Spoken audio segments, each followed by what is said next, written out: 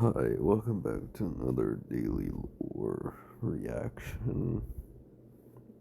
Today we're gonna obviously react to this next one. Let's go. My mill called the police to report I kidnapped her grandkids when I took them camping.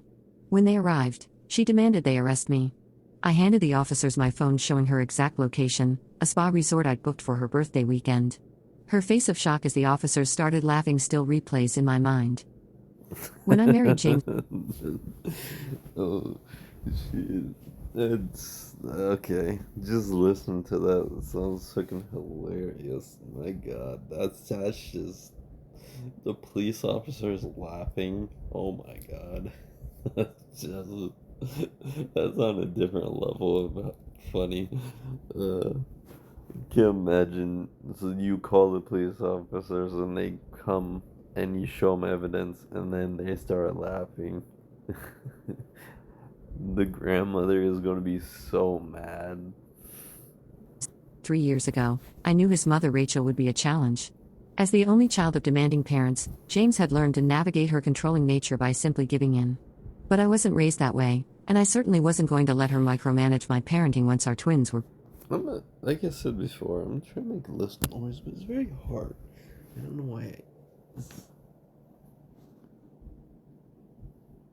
It might be, sometimes it might be the blanket, because I do have a blanket on. I'm in bed recording these, obviously, on my phone. That's why it's called mobile reaction. So I might actually take my blanket off because I feel like that's the majority of the noise. And then I'm going to put my phone down. And then I'll see if I make any more noise. Born. The twins, Emma and Noah, just turned 5 last month. They're adventurous kids who love nature, bugs, and getting dirty, everything their grandmother considers unrefined behavior. Rachel believes children should be seen in designer clothes, eating with perfect table manners, and attending prestigious preschools that prepare them for Harvard. She's never hidden her disapproval of my more relaxed parenting style, often making comments about how I'm ruining those children with all that nature nonsense. The breaking point came last month when I planned. Honestly, I feel like kids should go outside, to be honest. I mean, obviously they can stay inside, of course, if they want to. But I feel like kids should go outside and play.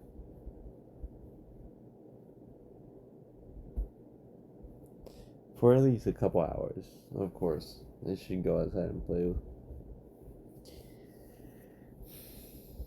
Weekend camping trip for the twins' spring break. James supports these adventures but couldn't join due to a work conference.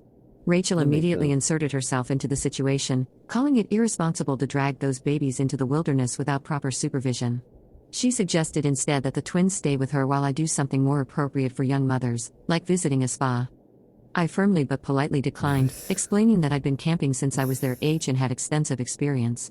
The twins were thrilled about sleeping in a tent and toasting marshmallows over a campfire. Of course, I mean, they're kids. They're happy for the experience. I mean, not all kids are like that. Some kids are, depending how you, it depends how you raise your kids, of course. Rachel's face turned that particular shade of red that James calls danger mode, but she didn't push further. I should have known better than to think she'd accepted my decision. The morning of our departure, we packed the car with sleeping bags, groceries, and the twins' favorite stuffed animals. I'd chosen Pine Lake Campground, just 2 hours from home, with proper facilities and other families around. As we pulled out of the driveway, I noticed Rachel's car parked across the street, but thought nothing of it. She often drives by to check if we're maintaining the lawn to her standards. The campground was beautiful, tall pines, a crystal clear lake, and well-maintained facilities. Emma squealed with delight when she spotted chipmunks, and Noah immediately wanted to skip stones. After setting up our tent, we spent the afternoon hiking the nature trail and collecting interesting rocks and leaves for the scavenger hunt I'd organized. The twins were dirty, happy, and exactly where kids should be. Around dinner time, as I was teaching the twins how to roast hot dogs over our camp stove, real campfires weren't allowed due to dry conditions, my phone buzzed with a text from Rachel. "Where are you?" The twins need proper nutrition. I sighed and replied that we were having dinner at the campground. She didn't respond. Later, as we snuggled in the tent reading stories by flashlight, I noticed several missed calls from Rachel. When I finally answered, her voice was shrill with anxiety. Those poor babies are probably terrified in the dark.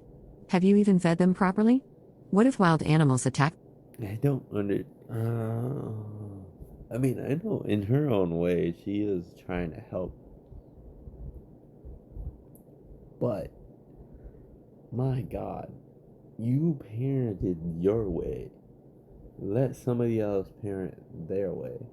I mean, the only way for you, the only reason I would accept for you to step in is if their parenting method is like really bad, like extremely bad, basically to the point where you can call the child protective services on them. That's basically when you step in, or before that, obviously, if you catch the signs, of course. But other than that, let people parent their own way.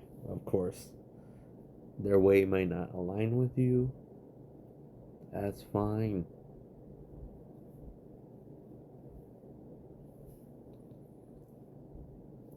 The tent. I assured her we were safe, fed, and the twins were actually asking if we could live in a tent forever. She hung up abruptly. The next morning, we were at the lake feeding ducks when multiple police cars suddenly appeared in the parking lot. Emma and Noah watched wide-eyed as 3 officers approached us. One of them, Officer Martinez, spoke gently, "Ma'am, we received a report of child endangerment.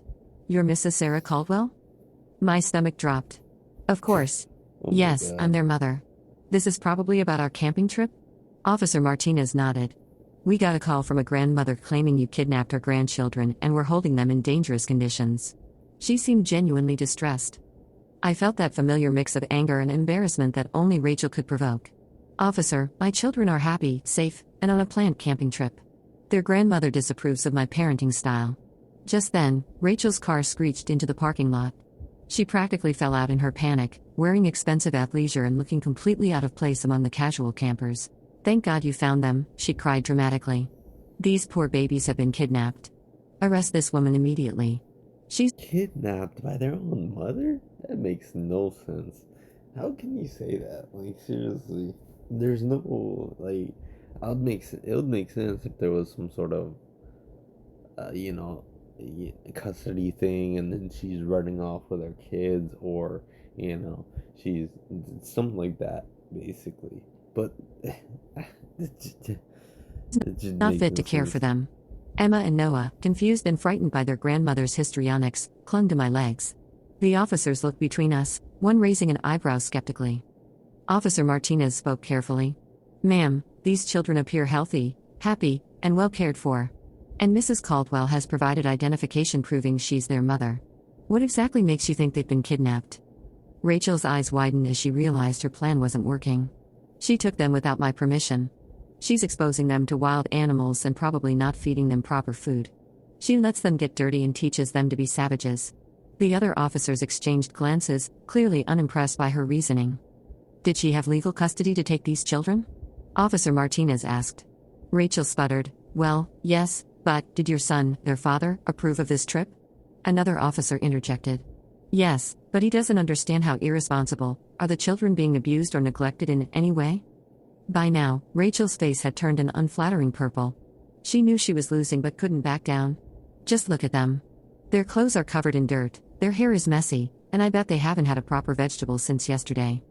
I took a deep breath, fighting the urge to tell Rachel exactly what I thought of her stunt. Instead, I reached for my phone. "Officers, I'd like to show you something." I opened my banking app and pulled up my recent transactions. This weekend, I purchased a spa package at Serene Springs Resort for 3 nights. VIP treatment, premium room, all services included.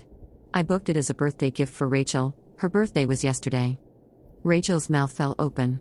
I continued calmly, "The reservation includes deep tissue massages, facials, aromatherapy, and a private yoga session." I was going to tell her about it when we got back, as a surprise. I thought maybe if she had some relaxation time, she'd be less stressed about our parenting choices. Officer Martinez grinned slightly. "So you're telling me, ma'am, that while you're here worried about dirt and hot dogs, you have a luxury spa weekend waiting for you?" Rachel looked at the screen, her face transforming from anger to shock to embarrassment. I didn't know," she stammered weakly. The officers started chuckling, the tension dissolving into absurdity. Ma'am, Officer Martinez said kindly, false reporting is a serious offense. However, given these circumstances, we'll consider this a misunderstanding. Perhaps you should go enjoy that spa weekend. As the officers prepared to leave, I turned to Rachel. I love that you care about the twins. But calling the police, accusing me of kidnapping, and terrorizing your own grandchildren isn't helping anyone.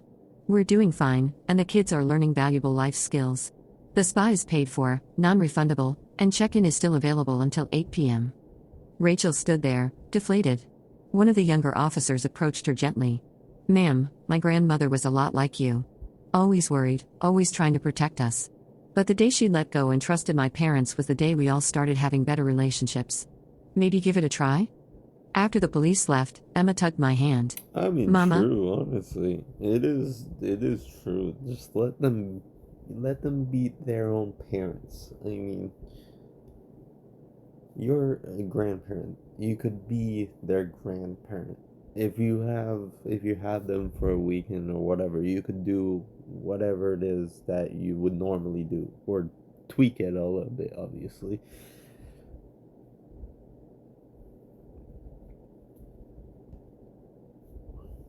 Oh, sorry. Grandma said? I knelt down, my heart aching despite everything. These were teachable moments too. Grandma loves you both very much. Sometimes when grown-ups love someone, they worry too much. She was scared because we were somewhere different than home. Noah, ever the peacemaker, ran to Rachel and hugged her legs. Grandma, see our rocks? He held up his collection of perfectly ordinary pebbles that were treasures to him. Rachel looked down at her dirt-covered grandson, and for a moment, I saw something shift in her eyes. The rest of that afternoon was surreal. Rachel didn't leave. Instead, she followed us at a distance as we explored more of the campground. She didn't participate, but she didn't interfere either. When the twins asked if Grandma wanted to see them skip stones, she actually sat on a bench nearby, watching Noah's terrible technique and Emma's surprising natural ability.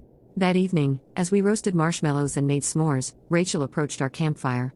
May I sit? She asked stiffly. The twins cheered and patted spots next to them on the log.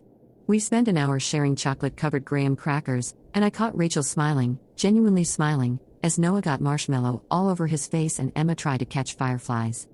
When we finally packed up to head home on Sunday, Rachel surprised me by saying, "That spa weekend. Is the offer still valid?" I nodded, relieved to see a crack in her armor. I think I could use some relaxation," she admitted quietly. "And maybe some time to think about things differently." The changes weren't immediate or dramatic, but they were real. Rachel did go to the spa and apparently had the best weekend of her life. When she returned, she was more relaxed than I'd ever seen her. She started asking about our outdoor adventures instead of criticizing them. She even bought Emma and Noah their own hiking boots for safety, but also for fun. The camping incident became known as the great-grandmother meltdown in our family lore. At holiday gatherings, James would tease his mother Oh shit, the family lore. But why is this 13 minutes? It sounds like it'll end around here. about her police kidnapping drama, and she'd roll her eyes but laugh along. The twins still talk about how Grandma was scared of dirt but now she likes our rocks. 6 months later, Rachel surprised us all by suggesting a family camping trip. She showed up with a brand new tent, expensive camping chairs, and enough supplies to stock a small... Of course she will. Of course. I mean, that makes sense. It just sounds like her. wilderness survival store. She insisted on bringing a portable hand sanitizer station and individually wrapped organic snacks, but she also brought binoculars for bird watching and a field guide to local insects. That weekend, I watched my controlling, anxious mother-in-law lie on her back next to Emma and... I mean, I'm not really reacting that much. I'm just mainly listening. I mean, there's not really much to react to. This is a wholesome moment where she's learning how to actually let go a little bit. Noah, pointing out constellations and asking questions about cricket sounds. She still wouldn't eat the hot dogs. She packed gourmet sandwiches instead, but she toasted marshmallows and admitted s'mores were surprisingly delightful. The girl who once called the police on her daughter-in-law now sends weekly texts asking if the twins want to go explore nature with her. She created a nature journal for each child, complete with pressed leaves and careful notations about their outdoor discoveries. She even installed a bird feeder outside their window so they could watch wildlife from home. Looking back, that police confrontation was exactly what our relationship needed, a dramatic, Not unmistakable boundary wrong. that forced Rachel to see how her anxiety and need for control were damaging not just her relationship with me, but potentially with her grandchildren too. Sometimes people need to see themselves through others' eyes to recognize their behavior patterns. The officer's gentle approach helped diffuse what could have been a family fracturing situation. Their mixture of professional authority and human understanding created a space for Rachel to Very true. Honestly, people need to hear themselves in other people's words. Basically, if you try to say something in front of somebody and they repeat it back to you, if it sounds stupid to them, obviously, if they repeat it back to you, most likely, I won't say all the time, most likely it will sound stupid to you as well, but that's what you said. recognize her overreaction without complete humiliation. That preservation of dignity allowed her to actually change rather than double down on her position. These days, Emma and Noah adore their grandmother, who they now describe as silly about dirt but smart about birds. Rachel still has her particular ways. She brings baby wipes on every nature walk and insists on photographing the twins before they get dirty, but she's found her own version of embracing our outdoor lifestyle. The camping gear I bought for her that Christmas sits ready by her door, along with a framed photo from that first camping weekend where she finally joined us. In the picture, she's making a s'more, her designer sweater is covered in pine sap and marshmallow, and she's laughing harder than I'd ever seen her laugh before. Sometimes the most absurd moments lead to the most genuine connections. A luxury spa weekend I never thought she'd actually use, a police report that backfired spectacularly, and a grandmother who learned that dirty clothes wash clean, but missed opportunities don't. Rachel still asks me to text when we arrive safely at campgrounds, still packs too Of many course. emergency supplies, but now That those makes texts end sense. with a fun storming the castle. And her emergency kit includes extra s'more supplies. The twins are 7 now, and they tell that's, anyone who will listen about how their that's hilarious. grandma once called the police because mama took them camping. They think it's the funniest story ever, especially the part where she had a fancy spa weekend waiting but was too busy being worried to enjoy it. Children have that beautiful ability to find humor in family drama, to love unconditionally even when adults act I foolishly. mean, it is As funny. for me, I've learned that sometimes the biggest battles lead to the best truces. Rachel and I will never see eye to eye on everything. She still believes children should learn classical piano, and I think bug catching ranks No, higher, but we found our middle ground. She brings organic snacks on our nature walks. I make sure the that's twins wash their fine. hands before eating them. She documents their adventures with her expensive camera. I teach them to appreciate the moment beyond the lens. The police officers sometimes joke about it when they patrol our neighborhood. Officer Martinez once admitted that call was his favorite of that summer, the only kidnapping case where the suspect gifted the accuser an all-expenses-paid spa retreat. He said it restored his faith in family dynamics, proving that sometimes love manifests in the most misguided ways possible. Now, when Rachel starts getting anxious about our parenting choices, we have a code phrase: "Should I book you another spa weekend?" It makes her laugh and serves as a gentle reminder of how her anxiety can spiral into absurdity. We've all grown from that experience, Rachel in learning to trust and let go, me in finding that's compassion funny. for her fears, and the twins in understanding that people can change when given the chance. Every so often, when we're all sitting around sharing stories, Rachel will shake her head and say, "I still can't believe I called the police on a camping trip." The twins always giggle and ask her to tell the story from her perspective, which usually involves exaggerated descriptions of their wild and unkempt state that day. She'll finish by looking at me Right, and adding, right. "But sometimes you need a shock to see things clearly." That spa weekend photo remains one of my favorites, not just because it captures a moment of transformation, but because it reminds me that family relationships are always works in progress. We're all still learning, still growing, still figuring out how to love each other better. Sometimes that learning comes through dramatic confrontations and police interventions, other times through quiet moments shared over s'mores. The important thing is choosing to keep trying, to keep showing up, to keep leaving room for change and growth. And occasionally, to remember that the best revenge is booking your difficult in-law an amazing spa weekend and watching them realize their own absurdity. Trust me, it's far more effective than any argument could ever be. Not wrong. I mean, everyone's learning at the end of the day. We're all just human. I mean, even if you are family, you're still human. You would make mistakes, and obviously you will learn from them eventually. I hope you learn from them. It's something that you would have to learn eventually if you are wrong. My mother-in-law called the police to report I kidnapped her grandkids when I took them camping and that was Dead Spies Reddit story react, and have a good day, good night, good evening, good morning. See you later. No, see you next time.